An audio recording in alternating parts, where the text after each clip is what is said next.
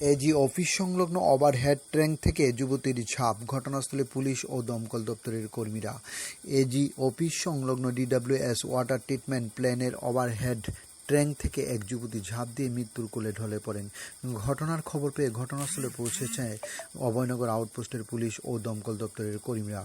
কী কারণে যুবতী এমন চরম সিদ্ধান্ত নিল তা এখনও জানা যায়নি। ঘটনাটি ঘিরে এলাকায় চাঞ্চল্য সৃষ্টি হয়েছে। ঘটনার বিস্তারিত জানতে পুলিশ তদন্ত শুরু করেছেন বলে খবর। ডিউরি রিপোর্ট, খোয়াই টাইমস বাংলা।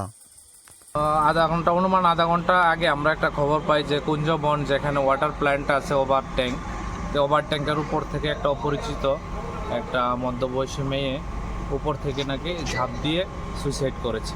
তো আমরা এখন এসেছি, ঘটনাটা দেখছি কি হয়েছে। বয়সটা কীরকম হবে? বয়সটা অনুমানিক 20-25-এর উপরে হবে। এখন অব্দি আপনারা পরিচয় জানতে পারছেন না, এখনো পর্যন্ত আমরা পরিচয় জানতে পারছি না।